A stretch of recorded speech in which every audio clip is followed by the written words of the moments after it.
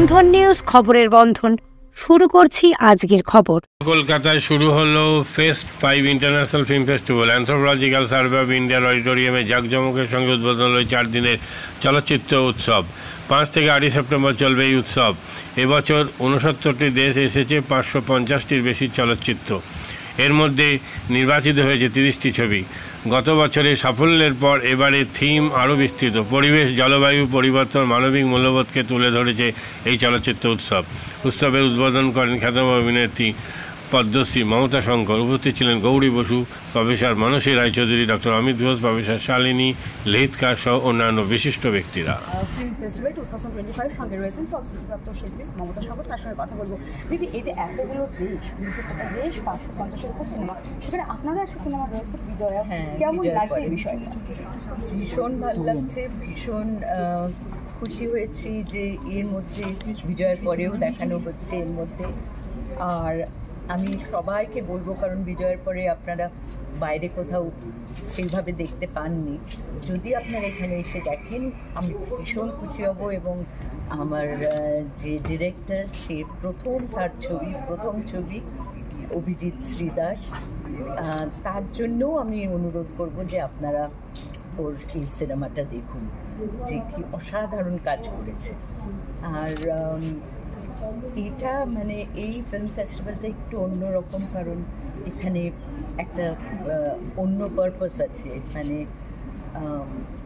Environment নিয়ে, পারিপার্শ্বিক আমাদের যে গ্লোবাল এনভায়রনমেন্ট, সেই সব নিয়ে ওরা ফিল্মগুলো, মেন টপিকটা হচ্ছে সেইটা।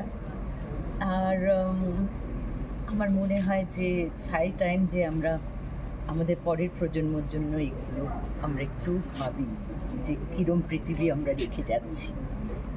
ধন্যবাদ। এবার ফেস্ট 5-এ যে ইন্টারন্যাশনাল ফিল্ম ফেস্টিভ্যালটা আমাদের এখানে হচ্ছে, তো আমরা অ্যানথ্রোপোলজিক্যাল সার্ভে অফ ইন্ডিয়ার সাথে কোলাবোরেশনে এই ফিল্ম ফেস্টিভ্যালটা অর্গানাইজ হয়েছে। এবং অ্যানথ্রোপোলজি অ্যান্ড এনভায়রনমেন্ট এই দুটো খুবই ক্লোজলি রিলেটেড। তো সেখানে আমরা বেশ কিছু অ্যানথ্রোপোলজিক্যাল ফিল্মও এখানে দেখানো হচ্ছে।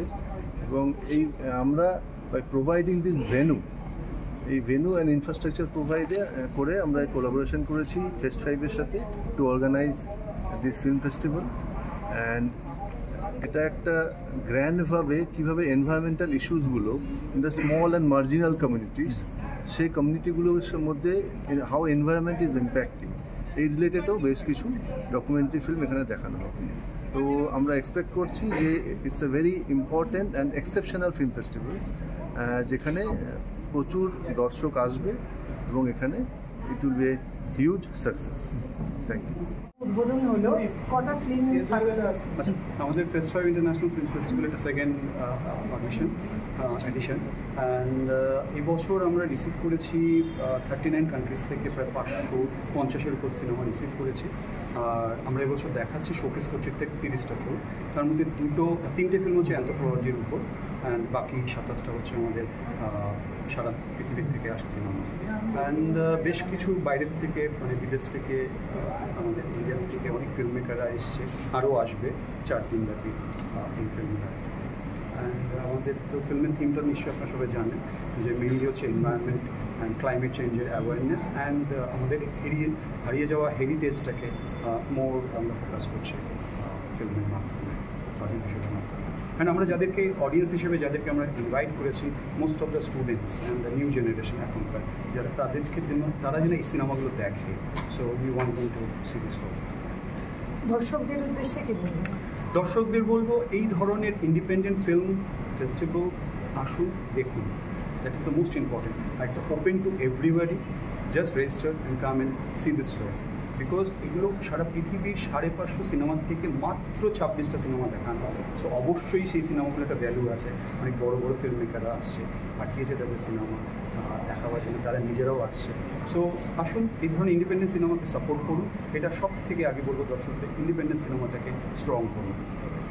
দেখা গেল যে বাংলাদেশ থেকেও এসেছেন স্টুডেন্টরা। বাংলাদেশ থেকে 2টো সিনেমা অলরেডি চলবে আমাদের। কি কি? একটা মারিয়াম বলে একটা সিনেমা আছে, আরেকটা হচ্ছে দ্য টেস্ট অফ হানি, দুটো সিনেমা। মাদকাসক্ত যুবকদের জীবনের মূল স্রোতে ফিরিয়ে আনছে চুঁচুড়া নবজীবন ফাউন্ডেশন। আজ থেকে 7 বছর আগে পথ চলা শুরু হয়েছিল এই সংস্থার। হুগলি জেলা থেকে শুরু হয়েছিল নবজীবন ফাউন্ডেশনের কাজ। আজ গোটা উত্তর পূর্ব ভারতে ছড়িয়ে পড়েছে তার ব্যাপ্তি। জেলা ও রাজ্যের হাজার হাজার মাদকাসক্ত যুবকদের মানসিক ও শারীরিক চিকিৎসার মধ্যে দিয়ে সুস্থ জীবনের পথে ফিরিয়ে আনছে নবজীবন ফাউন্ডেশন। কী করে এই সংস্থাকে তিল তিল করে গড়ে তুলছেন বন্ধন নিউজ এর ক্যামেরার সামনে, সে কথা বললেন সংস্থার কর্ণধার চন্দন দাস। দেখি ওটার মধ্যে কি আছে বা পাড়ার বড় দাদারা করছে, আমিও একটুখানি করি, ফিলিংসটা কি সেটা দেখতে যাই। এবং একটা সার্টেন টাইমের পর কি হয়, সেটা ফ্রিকোয়েন্সিটা তখন অনেক বেশি থাকে, গ্যাপ থাকে যখন শুরু করে। পরবর্তীকালে যখন নির্ভরশীল হয়ে পড়ে সেই একটা সাবস্টেন্সের উপর, তখন সেটা থেকে বেরোনোর জন্য সে নানা রকম চেষ্টা করে, কিন্তু তার ওয়ে আউটটা জানা নেই যে কোন রাস্তা দিয়ে গেলে নেশা থেকেও বিরত থেকে সুস্থ স্বাভাবিক জীবনযাপন করা যায়।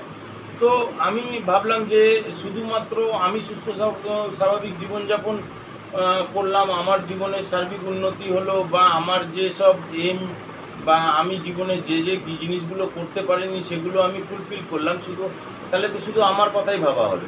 তাহলে আমি এরকম কিছু কাজ করি যাতে আমার মতো আরও 5 জন আমার দ্বারা উপকৃত হয়। এবং একটা সার্টেন টাইমের পর যখন মানুষ চায় যে ফিরতে, অথচ তার কাছে রাস্তা থাকে না, তখন এই একটা WHO ওয়ার্ল্ড হেলথ অর্গানাইজেশন একটা প্রসিডিউর বার করেছে।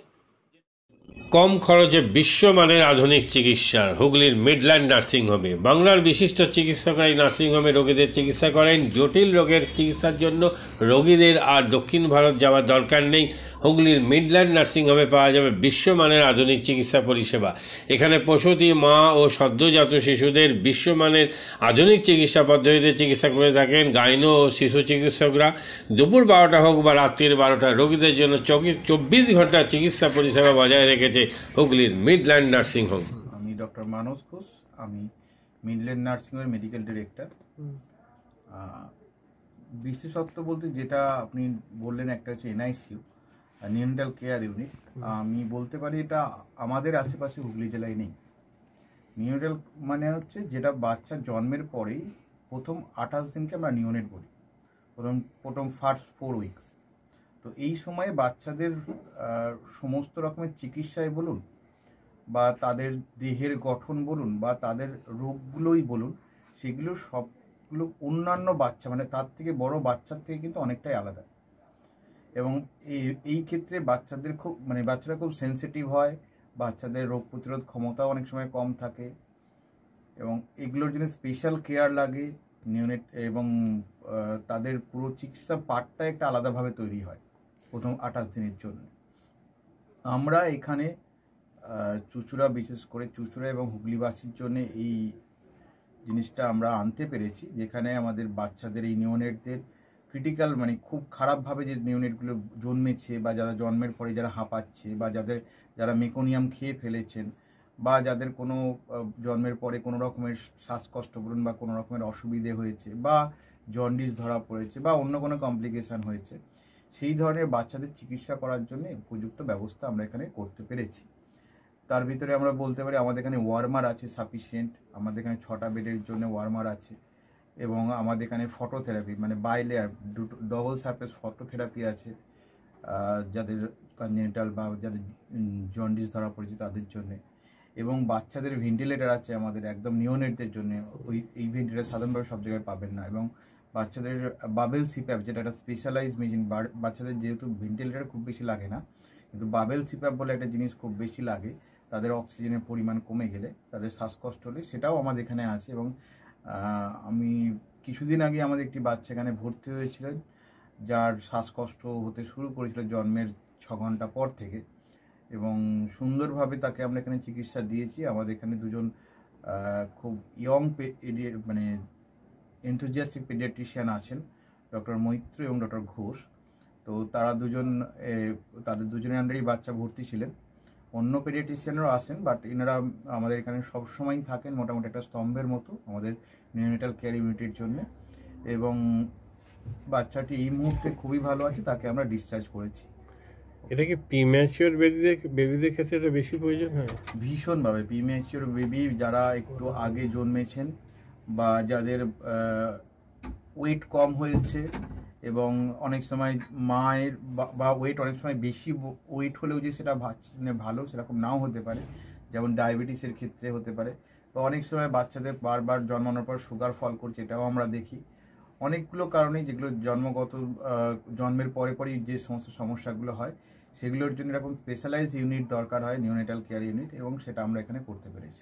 প্রথম কথা হচ্ছে জীবনের দাম সব থেকে বেশি, ঠিক আছে, এবং যে মা 10 মাস তার বাচ্চাটাকে গর্ভে ধারণ করেছেন তার জন্য সারা পৃথিবীর সব থেকে মূল্যবান জিনিস বা সেই বাবাটির জন্য কিন্তু সেই শিশুটি।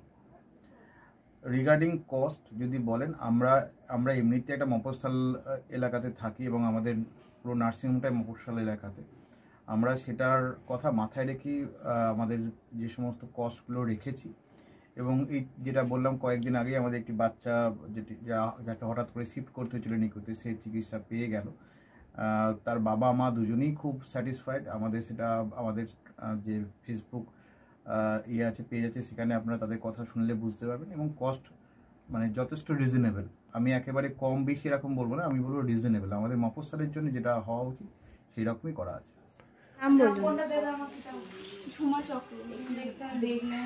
আপনার কি বাচ্চা আছে? কতদিন অ্যাডমিট ছিলেন এখানে? 4 দিন, আজকে নিয়ে 5 দিন ডিসচার্জ নিয়ে 5 দিন।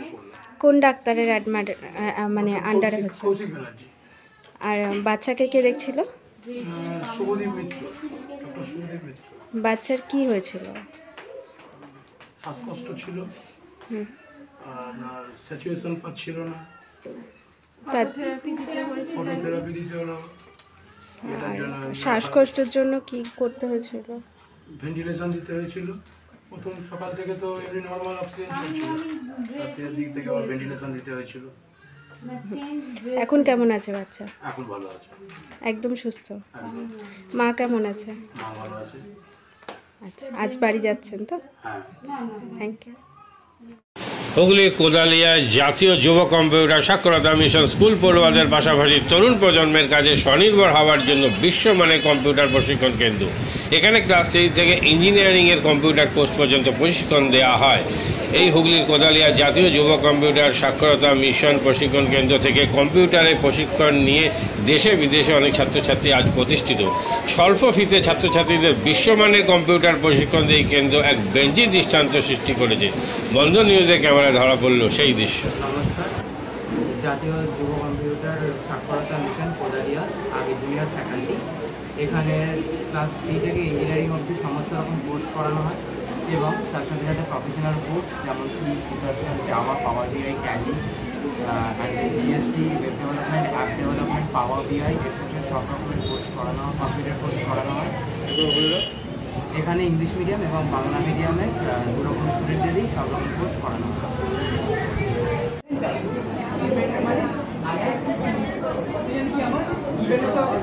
সেকেন্ড কি আমার ট্যালেন্ট গ্রুপ, রাইট? আমি এখানে কি করলাম, এই পার্টটা আমি বার করছি কাকে, আমার এই পার্টটা first while loop is for the sum of digits and the second while loop is for the reverse.